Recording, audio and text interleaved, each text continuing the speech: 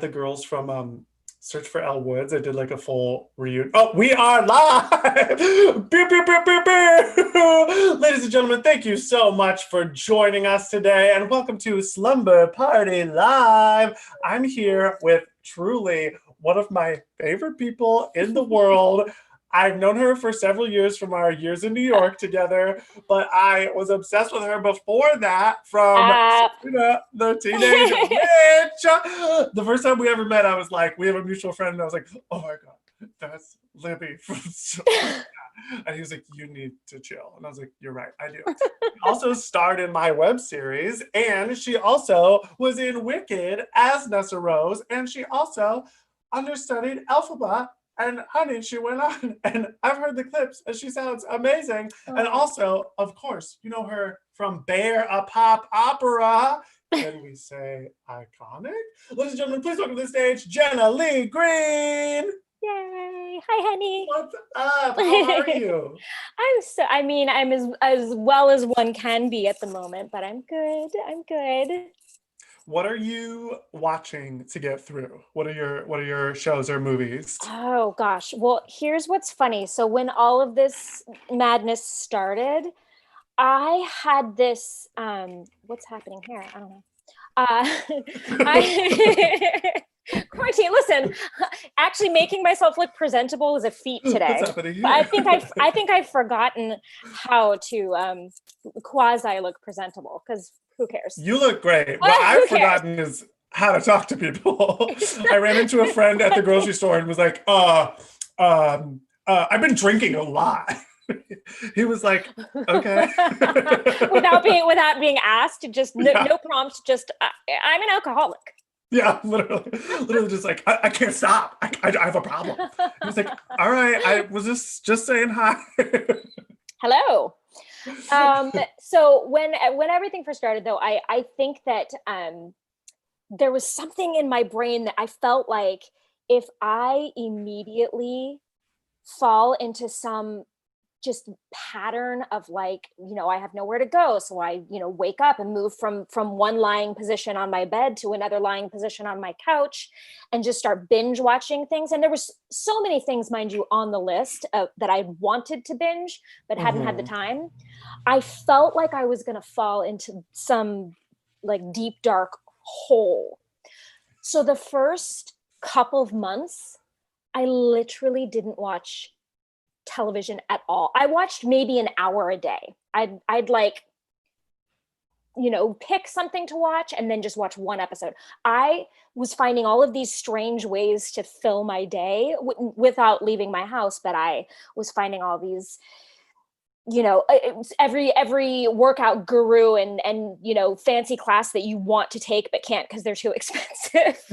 Everybody's offering, everybody was like, I'm going to do an Instagram live Other of deals, of yeah. my fit class, of my cardio bar class or whatever. So I was taking all these classes, and I bought a fancy keyboard and started teaching myself how to play piano. Oh, I cool. read in the first 2 months, I think I read like 6 books. I was just doing all this stuff.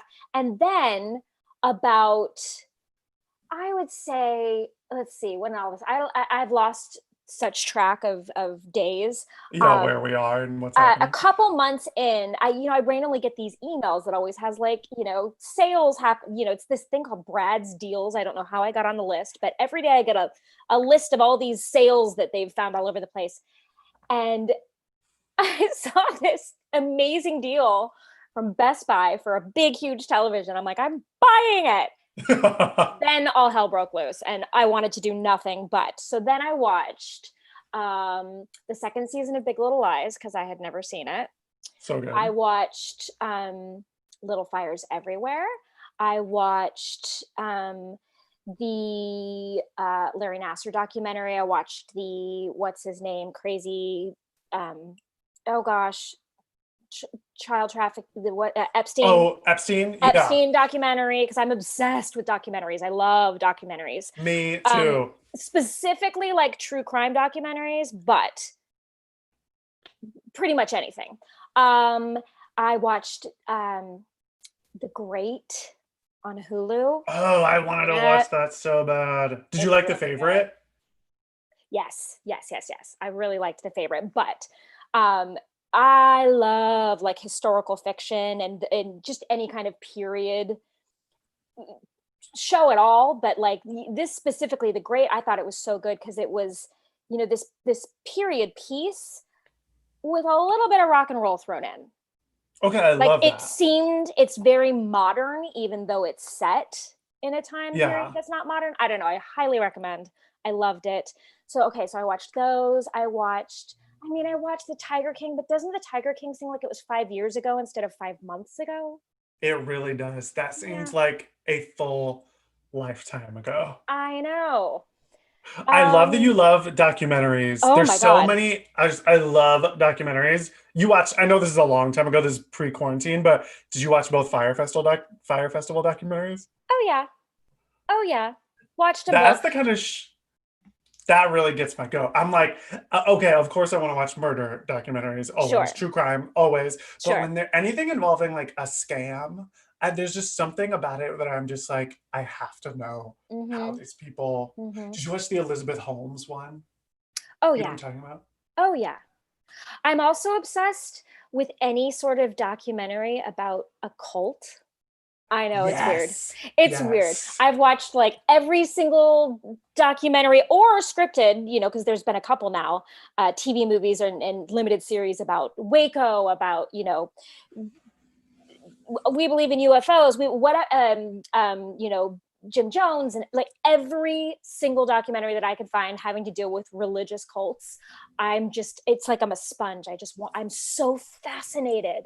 So yeah, I am so with you. I'm so okay. with you. Joseph Shiro in the comments. Hi Joseph, thank you. Says we need to watch Ozark and In the Dark. Um In the dark. Does and he mean? Does he mean I'll be gone in the dark? oh, I don't know, what is that? I'll be gone in the dark is the one that's just finishing on HBO about It's good. Michelle McNamara, who was the true crime writer who was obsessed with solving the case of is it the Gold Coast killer, the one that they just found, the serial rapist and murderer from Northern California that made his way to LA, in the 70s. And it was her life's work she used to be married to Patton Oswalt. And then she tragically passed away before her book was finished. I So oh my yes. So god, that's I been know on all about her HBO like from the past 6 weeks or so, I think. It's just finishing. So I whoa. don't know if Okay, that's I what he need to means or if watch there's that. something else. So That's probably what good. he means. I need to watch that. That sounds amazing. Listen, I could Wait, talk all day about documentaries and true crime this is how nonsense. Jenna and I have a slumber party.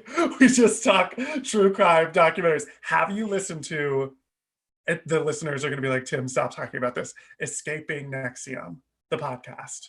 No, but I watched a documentary about Nexium. Wait, I didn't know there was a documentary. Or maybe it was just like a Dateline, Okay. a 2020 or a Dateline. Oh yeah, yeah. I watched that. You can find it, but I have not listened to a podcast about it. The podcast starts with this girl being like, I was an actress in Canada, and then I went to this seminar and I was like, this is a crock of shit. And then I talked to a person who it changed their life. So I decided I was going to change my life. And then from that moment on, she gets so sucked in that it's like there is no turning back. It's so and it's from her perspective. She's like she's escaped the cult, and she is Okay. talking. She like sits down with her friend from high school who is a journalist, and the Okay. two of them like uncover how she got so. Wow. It's so I've got good. to get back on I kind of slacked off on podcasts because I used to listen to podcasts at the gym. Same, yeah, same. Now we have no gym. So No, so yeah, I feel like I've got a whole list now of things that I've got to either just start, I'm going to be back in New York soon. So I think I'm probably going to be filling my time with just long walks. So I'm going to get yeah, back on the podcast yeah. train. Back on the podcast train. Dirty John, have you done that podcast? No. Nor have Jenna. I haven't watched the series of that either. I tried to watch the series, but maybe you have this with books. You tell me or not. When I've heard a story in a certain way, it's so hard to separate the way you visualize the characters.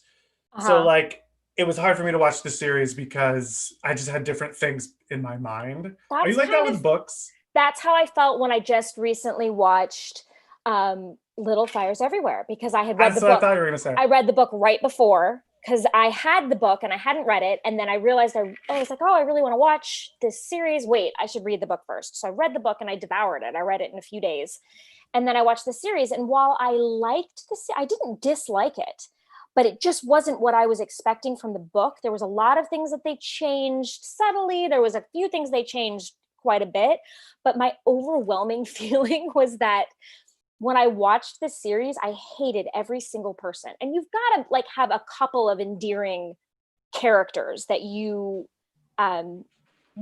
got to be one or two people in a television series that you actually like. And I There's just thought they were got to all be. just kind of assholes.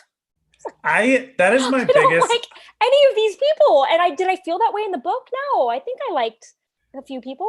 And there's a way to do it, but you can have a cast full of assholes or characters full of assholes, but there has to be something about them that makes us want to keep watching. Like Breaking Bad, everybody's kind of a dick, but the stakes are so high and you want him to get away with it so badly because even though everyone is sort of an anti-hero or sort of a jerk, there is something written in there that makes you want to root for him. I'm like Yes, there has to be at least one person that you're rooting for. You're watching it because of them. And that's kind of, I mean, I hate to say it, but that's kind of how I felt when I watched it. I thought it was really well done, but I just was like, God, I cannot find a single person that that I care about. I didn't yeah. care about any of them. And Yeah. even the one, I won't spoil it for people who haven't seen it, but like the main character kind of that you're supposed to like, you understand why she's doing the things that she's doing and how passionate she is. Those are her reasons. I was like, no, I don't actually. I think that she's kind of being a dick. Yeah.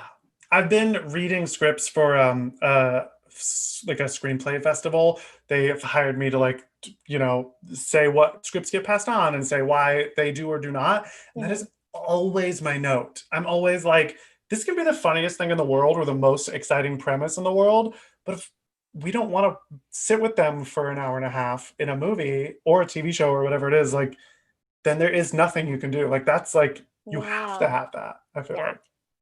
And you know what show had that? What? Sabrina the Teenage Witch. Segue. Segue. I mean, Jenna, where do I It wasn't me even that you rooted for, let me tell you. but you were so iconically good at being that villain. Thank you. Was it so fun? Was it fun to play a character like that? Oh, I mean, come on. Who doesn't want to, spend their days just making nasty comments and being a brat, and then they pay you for it. It's so Of funny because course. you are the polar opposite of that in real life. You're like one of the sweetest people I've ever met. And so it's so fun that you got to just like really 180 and be Listen, here are such my an thoughts iconic mean on girl. that. Here are my thoughts on that. Imagine like the biggest asshole in high school. Like just the meanest girl or just the biggest jerk. Do you think they thought that they were the mean girl?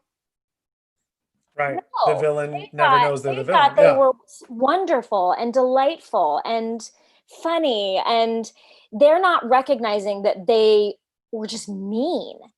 Whereas the people that they were either victimizing or even just people like me, I don't really remember anyone being horrible to me in school, but there was definitely the mean girls in school who weren't friendly. And a Mhm. comment would be, especially because I was acting professionally, and that's always something that people want to make fun of, like people who don't understand it, or people who just want to make cracks about, oh, you think you're fancy, or you whatever it may be. um, Yeah, yeah. but anyone who's not the mean girl watches the mean girl all the time. So I think that someone who truly is just a terrible person probably wouldn't play a terrible person very well if they were an actor, because they don't recognize the traits in themselves, because then they'd have to admit that they were a jerk. Whereas, in the acting field, when people are actually hired and paid to pretend to be other people, if you've watched it your whole life. And Yeah. also, there's something about, I think because I'm a very smiley person and I'm, generally in a good mood, sometimes just saying something that's really terrible, but you're still kind of saying it with a smile. That was my whole thing with Libby, and even through the auditions. My acting coach and I had worked on it, and it was just like, say it with a smile. Why don't you just say it with a smile? Oh, I love Because that. saying it with a smile, when you're saying something that's just really not very nice. Oh, yeah, great I just outfit. got chills. I just got Like, chills. if you do Yeah. it, if you're saying something just terrible, but you just smile while you do it, it makes it even worse. So that was Props. kind of how I approached it. And I think it shines through so clearly. And like so many people, when I announced that you were doing this, were like, "Oh my gosh, Libby!" Like I know you've had Aw. an illustrious career and you've done so many great roles over the years, and especially in theater as well, and TV and film. But I And mean, just as you many ridiculous and horrible ones. So, the ebbs and flows. ebbs and flows. But you really, I mean, I to like turn my actor nerd brain on for a second, like talk about this and reference you all the time, because that is not an easy thing to do. And props to you and your acting coach. But I think a lot of people try to emulate the 90s Mean Girl or the early 2000s Mean Girl. I think Mhm. you and I think Rachel McAdams, obviously in Mean Girls, Mean like Girls, sure, sure, sure, sure. iconically, there's something about what you did and what she did that is literally like, Libby doesn't have to try too hard. She knows she's in Hmm. charge. And so many of those like we were talking about unlikable characters, so many of those Yeah. characters are written and acted now in a way where they're putting so much mustard on it that you're Hmm. like, that girl wouldn't act like that. She would Hmm. know she's ruling the roost. Yeah. It's Well, hard. what's funny is that somebody, I didn't end up doing all of the shows that I aged out of once they finally made it, but I did workshops for years of Heathers, the musical, Right, right. as Heather Chandler. And from the very first time that a group of us just sat around in a circle, there wasn't even any songs written yet, and we just read through the script. And someone, of course, because Heathers is another type of show that's somewhat iconic, and Heather Chandler is, a mean girl. Somebody had asked me, what are your thoughts on, I think it was in some sort of a Q&A type situation, and someone knew that I had done that, and they asked me my thoughts on Heather Chandler, and they asked me like what I thought about when I was approaching her. And that's exactly what I said. I said, the one thing I would say as far as my version of Heather Chandler, this, everybody has their, I'm sure, their own opinion and their own portrayal, but for me, I don't think Heather Chandler ever raises her voice. Like, even when she's always, Veronica, she really doesn't raise her voice because she doesn't have to. Uh-huh. Do you know what I And mean? that, So when yes, I did it, I exactly. didn't. And again, it's just a different version of doing, Jessica Keenan Wynn did it in New York, and she's so brilliant. And Yeah. but my thought going into that was, and again, it's always trying to figure out a way to approach, especially a character that is somewhat unlikable, because I've played a few. Um, you have to find that one thing that I feel like, and for me, in my mind, when I was working on it, it was just, I'm never going to raise my voice. Just, you can say it like, Veronica, whatever it may be. But Yeah. I was just, in my mind, I was like, I don't think Heather Chandler ever raises her voice. Ooh, People I listen to love her. that. Yeah, she's that powerful. Yeah, Her, she's not getting their attention because she's screaming. She's getting their attention because she almost will revert to a whisper, and then you have to lean in and listen to everything she says. like Miranda Priestley, like Meryl Streep and Devil Yeah. Espada. That's Yeah. all. Mhm. Yeah. Oh, oh my God, I So love that. those are just, the weird things that go to my brain. I was like, how can I do something that's totally not what people are going to think? Oh, say really bitchy things with a smile and don't scream at anyone. Just make them listen to you. I love it. Thoughts And for I the day. think people always say like comedy is really hard, or oftentimes like the Oscars reward the most dramatic performance, or like someone, sobbing on camera. I, honest to God, think that playing the mean girl is one of the hardest tropes in of all kind of characters that you can play. Even like I teach kids as well. I did before pandemic, teaching acting to Exactly. kids, and there's like the 8 comedy character types that you go through. It's like the lovable loser, the logical smart one, the materialistic one, and I would have them walk around the room as all of those characters, the dumb one, and the flirt, and every time they would have such trouble with the mean girl because they would Um, like go so they like you're it's saying, it'd be easy like to so turn it not into a believable. caricature. It really is. Yeah. That's a fine, fine line. And trust, like every single time something I just made actually a self tape yesterday because things may come back at some point, hopefully soon. But you make the tape and you send it off into the oblivion and you hope for the best. But the character was somewhat nasty, and it's actually been a while. Like I haven't been playing that specific particular role in a while, and I had to sit with it for a few minutes because I was like, oh, I'm like, wait, I have to like it's like you have to remember those things of like, okay, this is a really nasty person. So what can I do to make it interesting or different than just being a nasty person? And it's Yeah, hard. it's really hard. When you got Sabrina, were you freaking out? Were you like so excited? I guess my big question is like, did you know it was going to be what it became? No. The only thing I did know, though, I will say that we knew the show when I was auditioning for it. We knew it was already picked up for 13 episodes, so it wasn't like this is a pilot. You're going to do the pilot, and then you have to sit around and wait and find out if it goes. I knew it was going to be 13 episodes, so that obviously added to the excitement because I knew that this was going to be a show on ABC on Friday nights. And like as a kid who, we all grew up with TJIF, Mm-hmm. I was like, oh my gosh, so I was very excited about that. I mean, this is a long time ago. The audition process for television shows for everything really was much different than it is now. Because now, we're living in such a digital world, and so even theater auditions they tape you now. Like that never used to Yeah. happen. Television Yeah. and film, theater, whatever, you just go into a room with a casting director and you read for them, and if they like you they bring you back, and the director and maybe a couple producers would be there, and they're sitting in the room, and it's super nerve-wracking because people are just staring at you and you just want to be Yeah.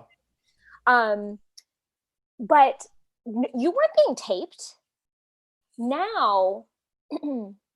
I can't tell you. I mean, I've booked so many jobs, and I never met a single person in person. It was just I made a tape and sent it in. And sometimes you make a tape and send it in, and then they'll want to meet you in person. But sometimes they just hire a lot of stuff straight from tapes now. So That's good for us for this pandemic. I go back and Yeah. forth between how I feel because I think that when I always get this anxiety with self tapes because you have to, film yourself, and is my Yeah. lighting good, and all of does it look right? But you also have the beauty of, if you absolutely blow a take or you just do not like what you did, you can just do it as many times as you want and send them what you're happy with, as opposed to going into a room where if you kind of blow it, you blow it, and maybe they'll give you another shot to try the scenes again, but maybe they won't, and you walk out and you're like, well, I blew it. But I love the personal interaction you get by getting to go into a room and they see a little bit of your personality, and you can actually interact with another human. So I go back and forth between what I prefer, but it doesn't matter because right now we're living in a world where, virtual and self tape auditions is all we've got. Yeah. But Yeah. I think I auditioned for Sabrina like 8 different times. Damn. Like I just kept going. It was like a weekly thing. They're like, okay, Jen, they want to see you again. They want to see you again. So I just went in so many times. Damn, that's crazy. And Never never like a passed screen that. test. No. Yeah, well, I did like you go what's they call it your testing for the network, but it's really just a big room with a lot of people in suits and it's very intimidating. At that point, I Yeah. was also so young that I didn't quite grasp. I think I'd be way more nervous to do that now than I was then.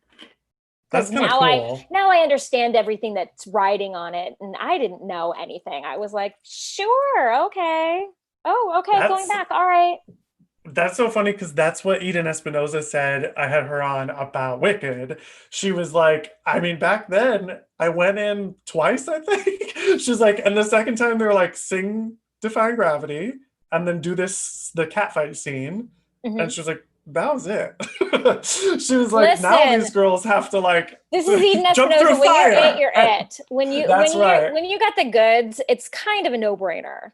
That's true. She Eden's a opens her mouth no-brainer. and you're like, oh yeah, let's sign the checks. Let's Exactly. Exactly.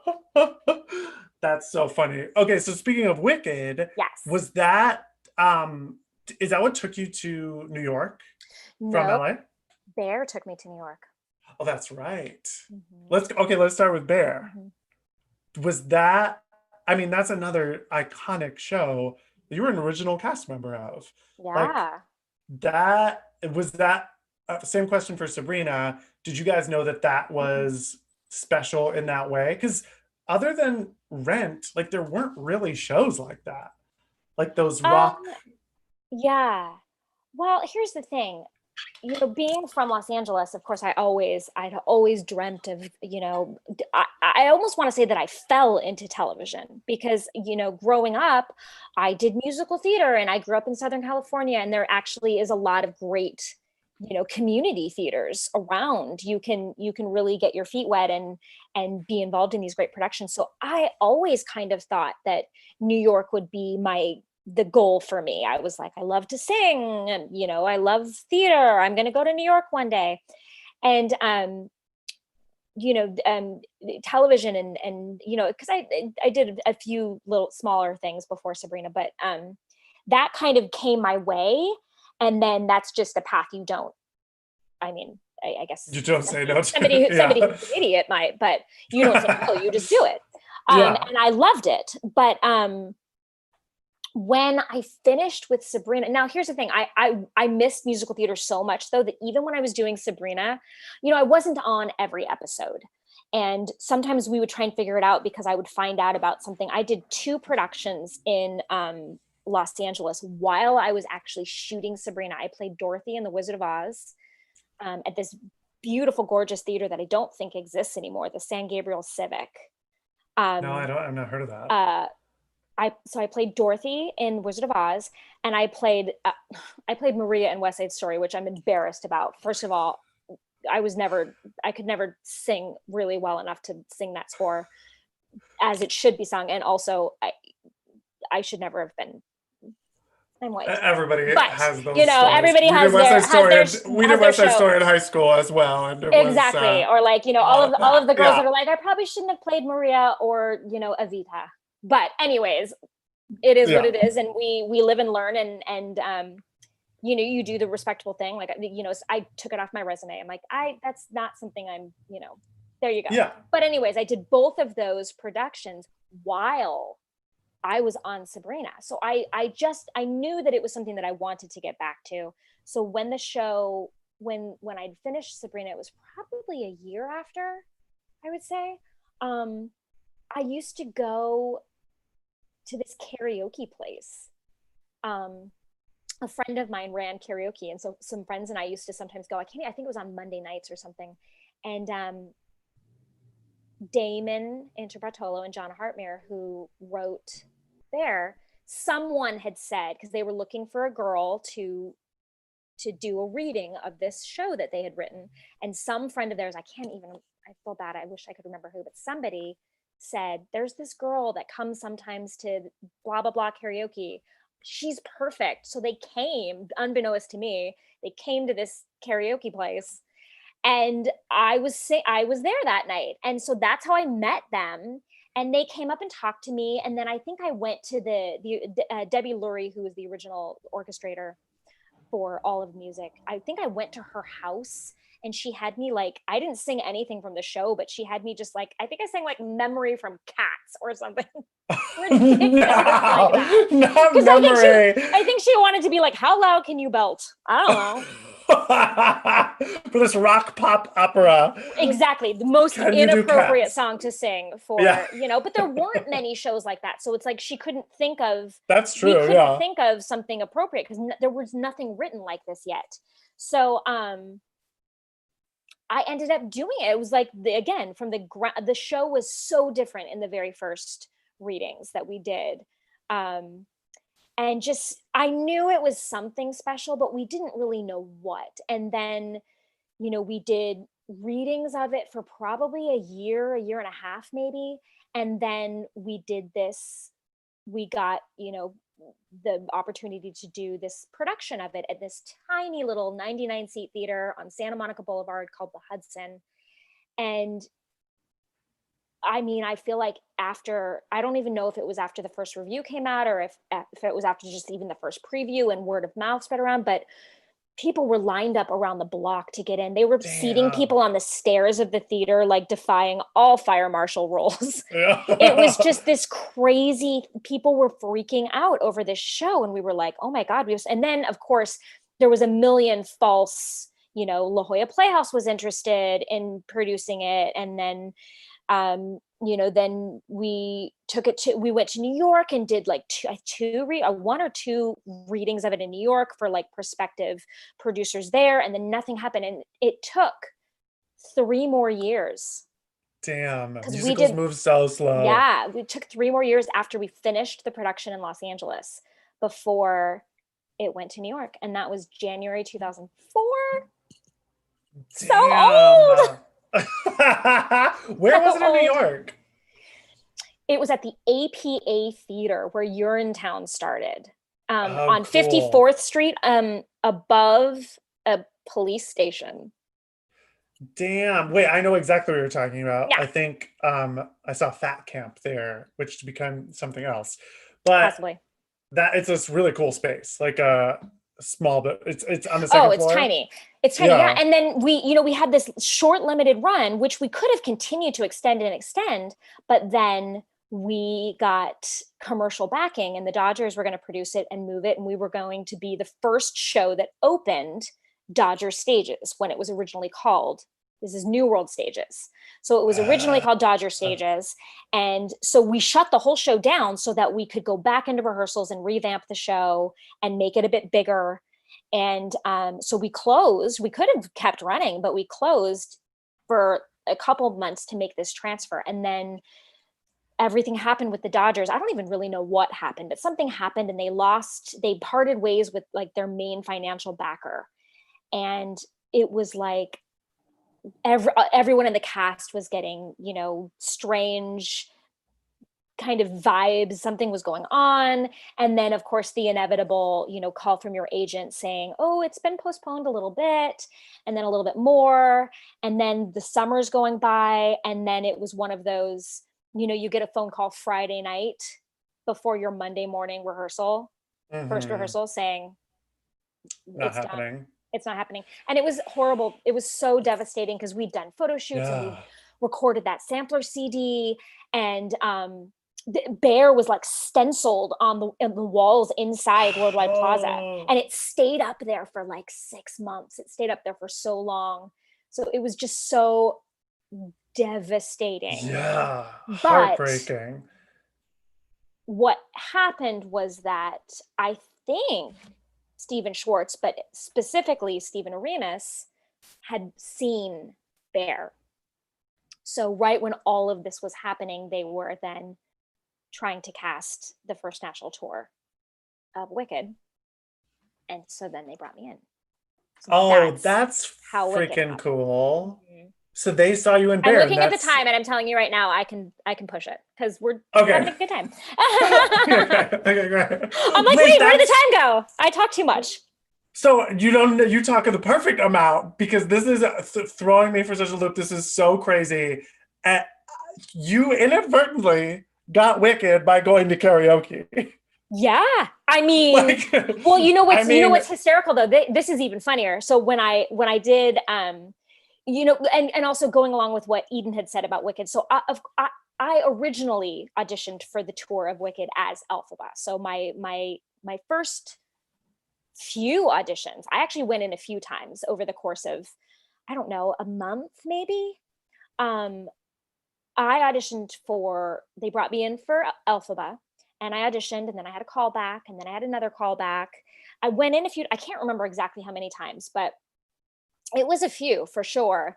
And then my agents got a phone call from them saying, here's the deal. We really love Jen. We're pretty sure we know what we're going to do with Elphaba. However, would she consider possibly going out as Nessarose? And I was like, oh, I hadn't really thought about it because I've been so focused on Elphaba, but this is creating the first national tour of a show like Wicked. Yeah. Again, a situation where you do not say no. So I was Yeah. like, oh, I think, and I hadn't thought about it, but when I started thinking about it, I thought that, I saw the show once. I think they had me come see it when I was in the audition process, and sat That's in the cool. light booth kind of and watched the show. But I just thought Nessa was such a beautiful role, and I really felt like she was no, she didn't get enough credit. And I loved the fact that in this huge vocal powerhouse of a show, obviously Nessarose must be a good singer, but it's not a singing role. So I thought that there Hmm. was such beauty in this role that was really focused on an actor who has to Hmm. sing. So I was like, sure, of course I'll go in. So they sent me the material for Nessa, and I went in the room, and it was just the governor's mansion scene. But and they, of course, they'd sent me, her little bit, the little bit of music that she does sing in the show. So I went in, and I, sat, they had a chair in the middle of the room, and I just went and sat in the chair and did this scene. And I finished, and I looked up, and Joe Mantello looked at me, and he said, "You do not have to sing." Because he'd seen me, four Yeah. times He was before like, that, I know you can and like sing. I'd I've seen heard you sing the Defying whole Gravity, heard you Elphaba sing packet Wizard. so many times. Yeah. So he just looked at me, and he said, "You do not have to sing." So I was literally in the room for 30 seconds, and I don't even think I was home yet when I got the offer. Oh So my it God, was just that's such. cool. And then, what's funny is that I had been talking with my agent in the next couple of days, talking, okay, we're going to start negotiating this, we're going to start whatever. And for the tour, um, they did not, the first year of the tour, they did not have an Elphaba standby. They had decided they were going to do it just in an understudy situation and not hire a standby to go on the road. And we knew that. So I had been talking with my agent, and we just kind of joked, like, I wonder if we could ask them, like, would you want to understudy it? Do you think we should ask if, like, maybe that's something on the table?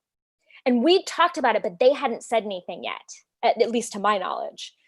And then a couple of days later, my agent calls me, and they're like, so we just got a call from Wicked. They'd like to know if you would consider covering Elphaba as well. So it was just like this thing that we were thinking, like, we're like, no way. They're, I'm playing Yeah. Nessarose. They're not going to ask me to, cover that role as well. And I'd never been an understudy. So the thought really did terrify me. Yeah. But we didn't even, I was like, oh, how do you even like ask something like that? But we didn't have to. Right. They did then come back and say, would she consider doing this? So it was meant to be. And, I was extremely lucky in that year, and I did get to play the role quite a bit. That is so cool. I mean, what an iconic thing to have been Nessa Rose and Elphaba. Mm-hmm. I mean, Shoshana Bean and Eden, I think both also did that as well. That's like such a, not exactly how you did it, but I think they both went on for Mm-hmm. both roles. Um, Someone in the comments asked Tobias Torres, thanks Tobias, said, Jenna, was there a memorable onstage mishap ever when you understudied Elphaba? And then he said, I loved you as Nessa. I saw you in it as Nessa 4 times. Thanks, Oh, Tobias. thanks, Tobias. Wow. Wow. A couple of things. Yes. I'll start with the more mild and work up to the big one. Okay. I'm sure Okay. some people know the big one because I've talked about it before. But uh well, I will say that I can't remember who was I on with. I can't remember who it was that was actually the first time I was on for Elphaba,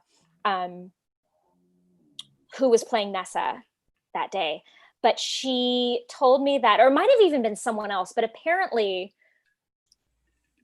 I think I was so like, there was a crazy story that led up to me doing my first performance, completely unrehearsed. Uh, no Of rehearsal. Elphaba? Yeah. No rehearsal at all, Jenna? I walked the show a couple of times with our stage manager and the dance captain, and then I had a put in with the whole cast, but I'd never sang any of the songs other than I before my first performance, they brought me in with our Glinda and our Fiero for like 20 minutes, and I sang with them, but I'd never sang any of the music. I hadn't been in any rehearsals, so I had just written. They took me during a show. They took me into after Nessa has gone away. They took me into the green room, and I wrote down all the blocking, but never like literally, and then And you'd never understudied before, and then here uh-uh. you are putting the green paint on, getting your butt Yeah. out there. Yeah, like so someone told me that in the shiz scene I was still mouthing Nessarose's lines, so it was like I was talking to Waiting for myself. Guffman style, Yeah, yeah. yeah, so I did that. I also because I also I'd never sang with the orchestra, so I had never heard what that was going to sound like, Yeah. and I was nervous as hell. And so I very, very definitely on my first show sang, did that really just happen? Because I started too soon. Oh no. Legitimate. Now, listen, our sound operators were far smarter than I. So my mic wasn't on. Like they knew exactly when to turn my mic Oh, okay. on. So only Yeah. the first like 3 rows had any idea that I had done that, but I definitely started the song too soon and then came right back in. So So you nailed it. I just nailed it. understudied the a Thrones parody musical in Edinburgh Fringe, and I didn't think I was ever going to go on. I understudied like 3 of the main male tracks, Mm-hmm. and there's one track that sings 13 songs because it's a 6 Ooh. person cast. Okay. And I was up there doing Khal Drogo or whatever with Daenerys, and she's like singing her bit, and then nothing. And she like turns to like over her shoulder at me and was just looking at me like, "It's time for you to sing now." And I was like, You're like, oh, "Oh." Yeah. But that was like I did not oh. cover it as well as you. Yeah, it was Well, literally like 16 bars of just us kind of like I would say that the biggest crazy mishap would have been, though, I was the very first Alphabet to have a no fly show. And it was my legendary. first performance. So of course No. I thought I messed up. I totally because there's so Right. much that goes into it. You got to run back there and you've got to get in it, and you're wearing 1,400 layers of clothing plus the cape and the book bag and the broom, and you've got to get it all in this thing that will then close around you, and Yeah. it will not move unless it is secure. But I practiced it once. I mean, everything happened so fast. I had never practiced any of these things. So I run back there and I get in we called it the cherry picker. I get in the cherry picker, and the show's going on, and this is obviously the most iconic moment of the show. And I'm like, it's not her. She's not the one you want. It's me. I'm the one you want. It's me. And the thing like pushes out and just sits on the stage, like doesn't rate nothing, does nothing. And of course, in my head, I'm like, oh my holy hell, oh my god, oh my god, oh my god, I've done something wrong, but what are you going to do? So Right. I just start singing, Yeah. and What else can you do? one by one, every cast member on stage, it was just like a game of follow the leader. One person started and everyone followed them, and it was like, because they're all supposed to be standing up and staring at her, just they started one by one crinkling to the floor, just crinkling to the floor, and arms up, like trying to make me look like I'm in the air. Yeah. Now, this has That's happened. legendary. This has I happened thought- numerous times since then, and they have a plan B, and it opens up, and she runs to the foot of the stage, and they change all the lighting, and mind you, all the cast does end up on the floor. But this was You the very started it. first time. You started the trend. And it was not my fault. There was some problem with the pump, the air pump, but I really thought it was my fault. I was just crying. That The curtain sucks. comes down That's and I'm really sobbing. I'm like, I'm so sorry. I don't know what I did. Jenna. That is my boyfriend's watching the live stream in the other room, like on like a 7-second delay. And then when you said I was the very first Elphaba to do a no-fly show, I just heard him go through the wall. That is a legendary I can say that, story. like, that's definitely a big oops. Oops, it happened. The only thing worse than that would be if like two of the ensemble boys tried to lift you up on their shoulders. And we're just like, here she is. A funny mishap though is the Emerald City costume change for Elphaba and Glinda is like literally the fastest thing that's ever happened. Yeah. And you almost never make it. And one time my wig got zipped up in the back of the dress because you're doing so many things. So you've got your head down and you're getting into dress and they're zipping you up. The wig got caught in the back of the zipper. So I couldn't move my head more than this for all of Emerald City. I came out and I was like, I can't move. So literally I was just doing the entire number like this with my hair caught in the dress. One short day. We go to like hide when when they tried to get it out when we run around before the weird we're watching the show. But we're only off stage for a second and they just couldn't get it. So then when I can't remember who I was on with, I'm assuming it was Kendra, but when we were like shivering in the corner when the wizard, the Oz head is there, she's just like trying to unzip my dress and get that hair out of it. And that damn role, like you don't have a single second off stage. No, like the whole show. No. So, and again, all of these things have happened to so many other people, but I think because the show was, in the first couple, the show had been, in New York for a while at that point, but this was, the second production. And there also, so many things had to be changed because it was a touring production. Right. So there was a lot of firsts. So I was involved with a lot of firsts. That is so good. I love that you get to play both roles, but I love that you fell in love with Nessa because I also love Nessa from, the first time I saw it on Broadway with Idina Menzel, like the very first production was just like, God, I love this so much. What I love what you said about Michelle Federer. She's just so good. So good. Just first of all, the most beautiful face I've ever seen. Like she is so she is Nessa. Yeah. And just I remember watching her and just thinking, oh, my heart just broke. And again, that's what we were talking about before of like, even if someone behaves in a bad way or is evil or mean or whatever, there has to be some reason why you want to feel for them sometimes. And yes, my heart broke for her and I just loved it. It's so great. It's sort of like the famous Tina Fey quote, because Lindsay Lohan didn't want to do Mean Girls originally. Oh, I didn't know that. Lindsay Lohan was like, I need to be Regina. She's like, she was already a huge star. She was already a huge star, obviously, because she was in Parent Trap and Freaky Friday and all these movies.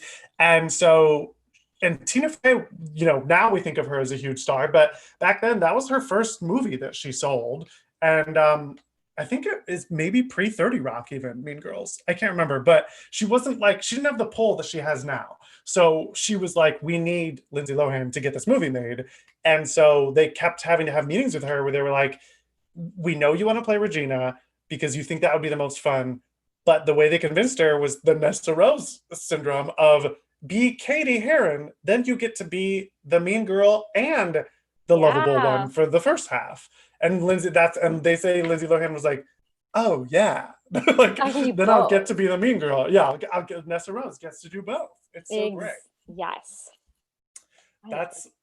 That's so rad. I could talk to you forever and ever. Oh, okay. We got another question. Thank you, Okay. Finn Horrigan. Did Jenna ever cover Julia slash Victoria when they joined, or was it only Stephanie? And also, did she cover Elphaba on Broadway? No and no. So Stephanie and I beautifully started the show and closed the show together. Our Oh, performances. So cool. she and I had our final performance together in Pittsburgh, I believe, of all places. We finished the show in Pittsburgh, and then I had 3 days off before joining the Broadway company. And I had to find Damn. an apartment. I mean, I was finding an apartment in the last month. I was on the road, like on days off, coming into the city to try and find a place to live because I'd given up my apartment, of course, Yeah. when I went on tour. So, so no, sadly, I didn't get to do the show with anyone else beside on tour because all of those women are so amazing. I would have killed to do the show with Julie Murney. Come on. I mean, But so iconic. yeah. She was the first interview we had on here. And you know I'm obsessed with Stephanie J. Block. So you Yeah. understudied Stephanie. Mm-hmm. You know And played her sister. So that's and fucking cool. and Eden, because Eden came before I joined her on Broadway, because when I went to the Broadway company, it was Eden. And she joined us for 6 weeks though in the San Francisco leg of the tour. So we had already gotten a little practice run at it. So, now I just freaking love Eden Espinosa with all my heart. She's brilliant and I've amazing. And we I've call each other sis, and we just are sis. sis. Hi, sis.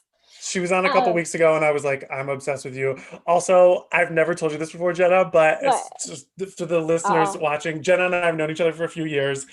I've never told you this before, but years ago, I was bartending and Jenna was friends with my manager at the bar. So she came in and we were chatting and we were talking about vocal health for some reason. I can't remember why. You were like giving me like I was like, oh, I'm losing my voice or something, and you were like, oh, I have this tip from my friend Eden told me this tip. What did I say? I was like, I don't even remember. I don't even I'm like, remember I what am it not the was. queen of vocal health. What did I say? I don't remember what it was, but I just remember being like, she said her friend Eden. She's talking about Eden Espinosa. And I remember just being like, don't freak out. Don't show Jenna that you're freaking out. But she's talking about Eden Espinosa right now. Well, I don't know any other Edens, so I definitely was passing along wonderful words of wisdom from Eden Espinosa, but I don't remember what it was now. I don't remember what it was either. Clearly, I was so flabbergasted by the fact that you knew Eden Espinosa that I was like, and I was flabbergasted by the 14 mimosas you had served me. True. We're gonna go over to the Patreon now to play our Slumber Party games. Oh. This part of the show is called Wait, Let's Have Fun. Okay. So we're gonna play some Slumber Party games, but we're gonna end the live to do that. And anyone who wants to join us can head on over to my Patreon in the comments, and this will be up in the next 2 hours probably. Jenna, where can the people find you? Oh, like social media wise? Yeah. Just my name, Jenna Leigh Green on Instagram, LEIGH, but I'm sure you can figure it out. And on Twitter, Real Jenna L Green, because Jenna Leigh Green was taken. That's rude. Whoever took that needs to give that back. That's so rude. So yes, I interact more on Instagram than anything, but come follow me there. Please follow her. She's so wonderful. I post lots of pictures of wine and wine. Mostly drinking wine. Wine. And we'll get into it on the Patreon, but we didn't even get to you playing one of the most iconic people of my lifetime, Nancy Kerrigan. And I've seen you in that show. We'll get into that on the Patreon. I've gotten all the hits in. You've gotten all the hits in. I just adore you. And thank you everybody for watching on the live. Thanks,